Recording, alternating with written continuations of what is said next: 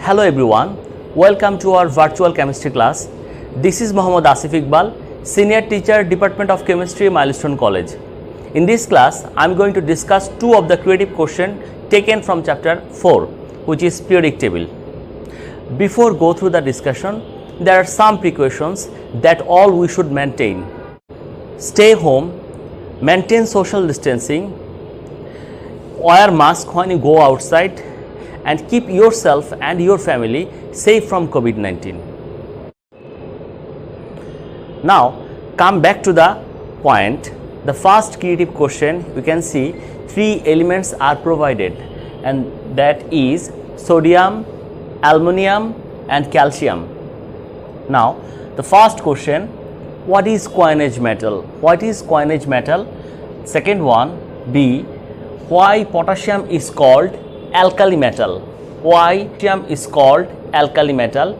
Now, the question C, according to the electronic configuration of the above elements, we can see the elements sodium, aluminum, and calcium. According to the electronic configuration of the above elements mentioned in the scheme, determine their position in the periodic table. So, we need to find out their position in periodic table by configuring their electron or by electronic configuration. And now the last one is, which element has higher melting point between sodium and aluminum? We need to find out and discuss the reason why the melting point of one element is higher than the other element. Now come to the first question, creative question 1A, what is coinage metal? What is coinage metal? Elements belongs to the group 11 are copper, silver, gold, and roentgenium. The first three of these elements are copper, silver, and gold. These elements has lack of abundance in nature. They are inactive metal and they can hold their metallic properties longer period of time. And that's why these elements were used to produce coin from the ancient time and were used as a means of trade and commerce. That's why these elements copper, silver, and gold are known as coin metal or coinage metal.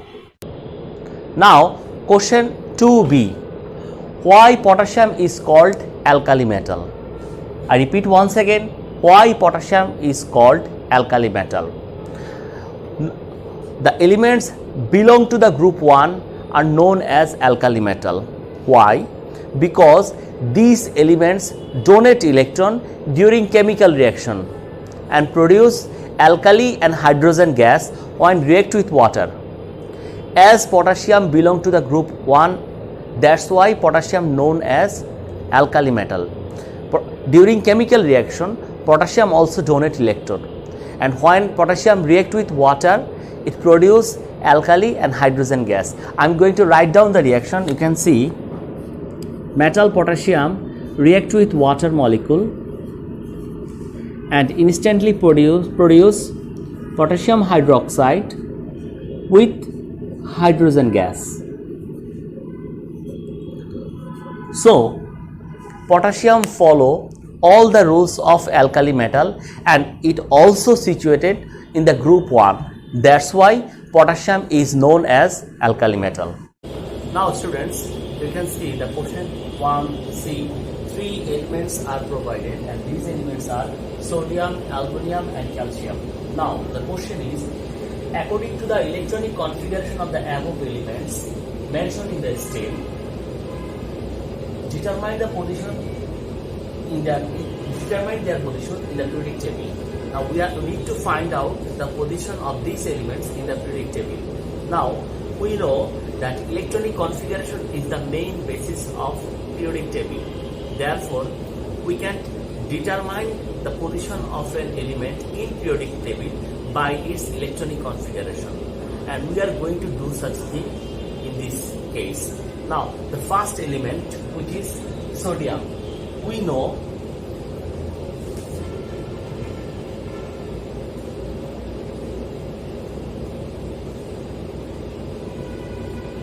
we know that the atomic number of sodium is 11. Atomic number of sodium is 11, and the electronic configuration of sodium is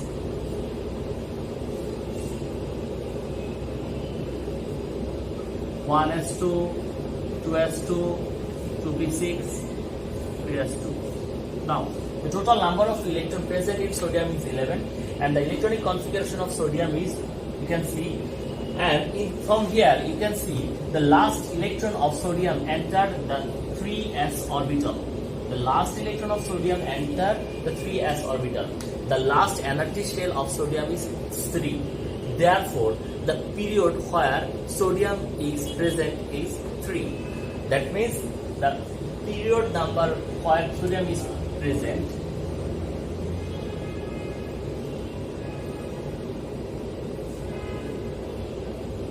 is 3 or third period. Now, what is the group number of sodium? We know when electron entered the s orbital, and in that case we will find out group number by observing the electron number on s orbital. We can see there is only one electron in s orbital. Therefore, the group number of sodium will be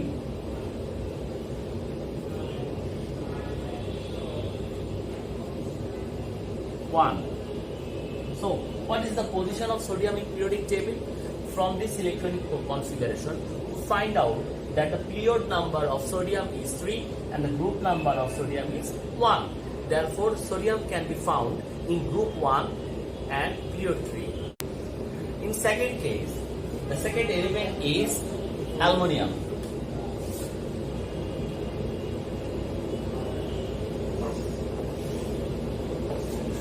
We know the atomic number of aluminum is 13. Therefore, the electronic configuration of aluminum will be, you can see 1s2, 2s2, 2p6, 3s2 and 3p1.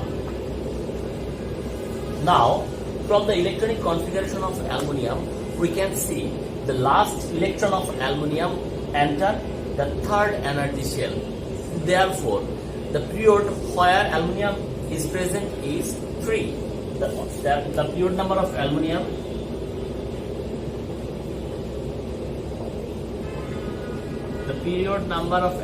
will be 3. Now, the group number of aluminum. We can see the last electron of aluminum entered the p orbital. In case of p orbital, we will add the total number of s orbital, total number of electron in s orbital and p orbital, and we will add 10 with them. Now, the group number of that element will be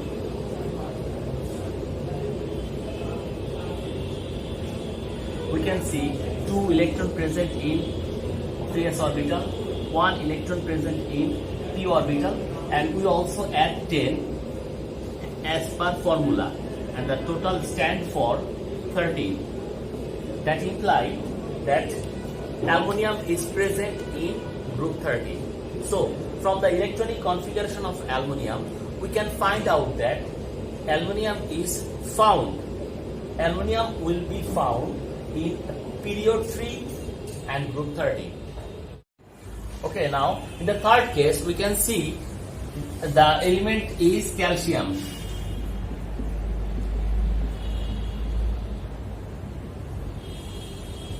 We know the atomic number of calcium is 20. Therefore, the electronic configuration of calcium will be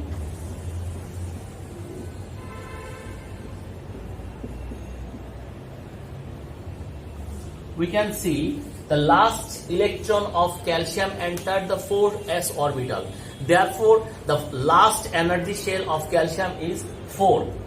Now, from this, we can find out the period number of calcium. The calcium is present in the 4th period. So, from the electronic configuration, we can find out the period number. Period number of calcium is 4. Now, we need to find out the group number. As per formula, we know when the last electron entered the 4s orbital, we will count the number of electrons to find out the group number. So in this case, the total number of electron present is in 4s orbital. S orbital is 2. Therefore, the group number of this element will be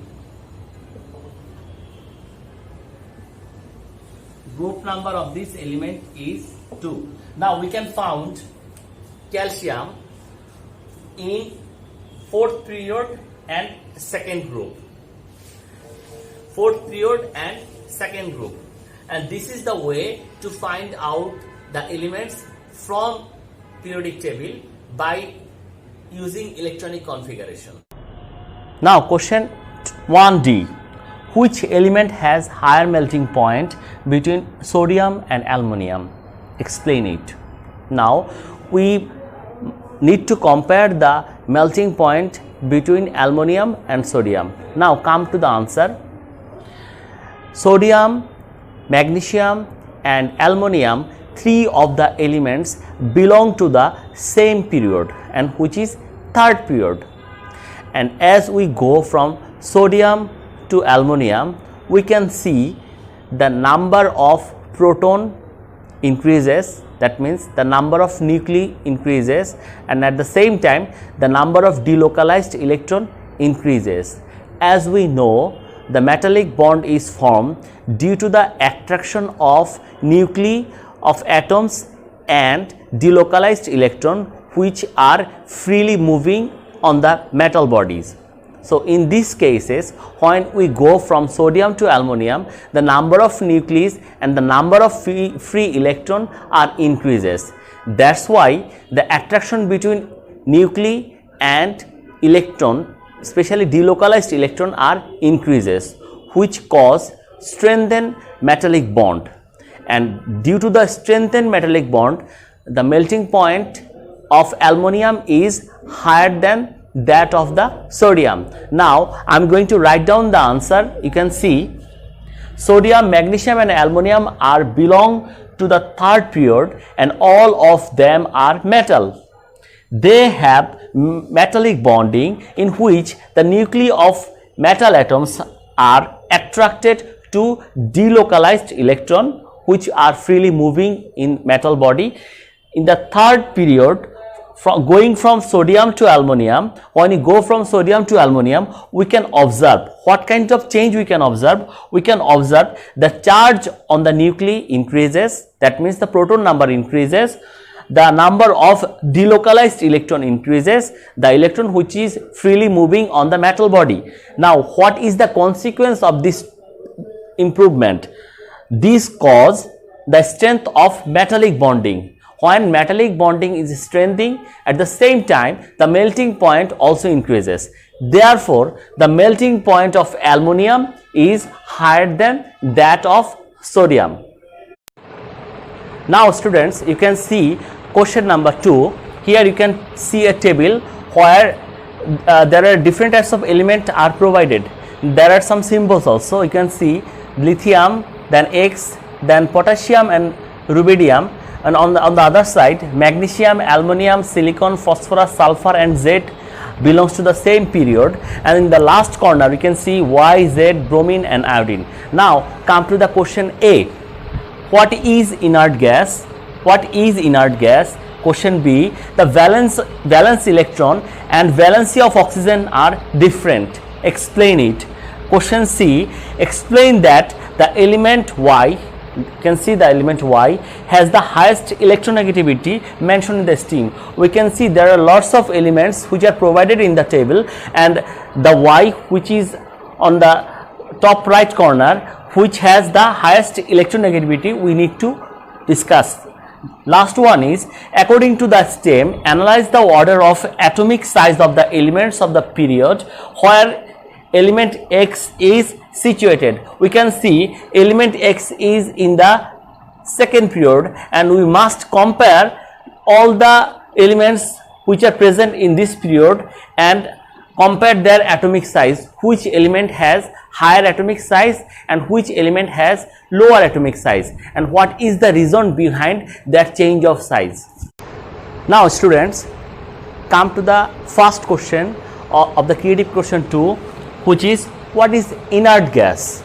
Now we know elements belong to the group 18 are known as inert gas, and these elements are helium, neon, argon and krypton, xenon and radon. So why they are known as inert gas? They are known as inert gas due to their inertness. These elements has fulfilled electronic configuration. That means the last energy shell of these elements are filled with electron. Therefore, they did not require to receive or donate electron, and that's why they have no tendency to receive or donate electron and forming chemical bond with other elements, even the element atoms with the same element. That's why most of the case they are remain in gaseous states and in element form, in atomic form. That's why these elements are known as inert gas. Now question 2b, the valence electron and valency of oxygen is different. Explain it. Before go through this difference, we must know what is the valence electron and valency.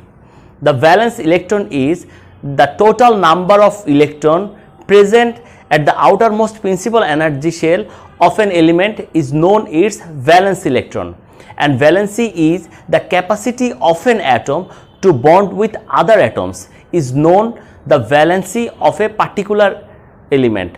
So when we consider the oxygen, and after configuring the electronic configuration of oxygen, we can see the outermost principal energy shell of oxygen has 6 electron. 2 plus 4 is equal to 6. That means the valence electron of oxygen is 6.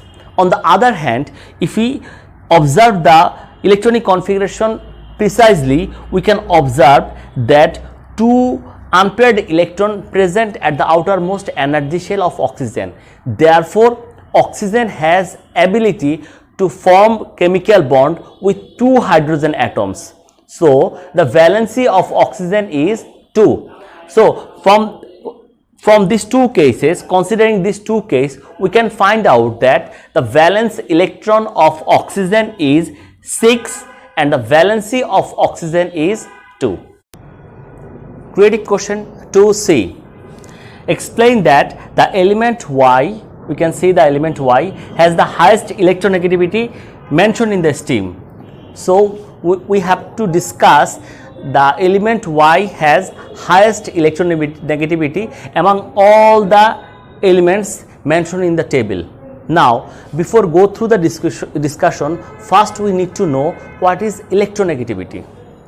When two atoms turn into a molecule by covalent bonds, the atoms in that molecule attract the electrons toward themselves.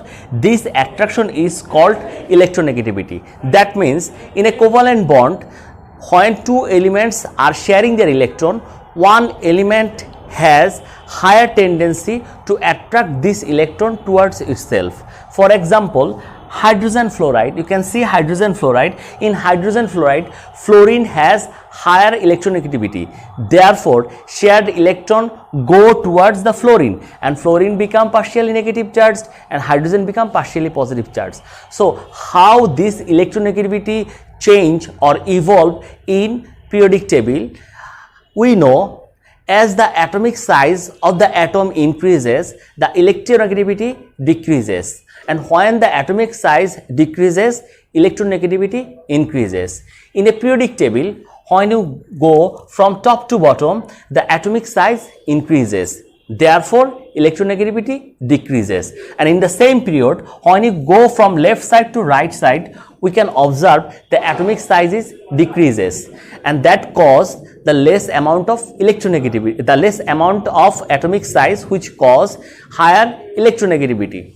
In that all the elements which mentioned in the table, we can see Y remain on the top right side of these elements. So if we consider the atomic size, Y is the smallest atom of all other atoms. Therefore, the electronegativity of Y is higher than most of these or all of these elements mentioned in the table, because its position the y is remain in the first period, in the first period it remain in the right side, and due to its position in this group, this is the smallest element. On the other hand, if we consider the group where y is present, we can see it remain on the top of all elements. That means this is the smallest element among these all elements. So considering all the aspect, we can find out that y is the smallest element of all these elements. That's why the electronegativity of y is higher than all of the element mentioned in the table. Question 2D. According to the STEM, analyze the order of atomic size of the elements of that period where element X is situated. We can see here is element X, and we need to analyze the atomic size of these elements. Now come to the point. In the periodic table, when we go from top to bottom, the atomic size increases, and in the same period when we go from left to right side, the atomic size decreases. Why? Because in the element which remain in the same period has same shell number. Therefore, when you grow from left side to right side, shell number is not increases, but atomic number increases.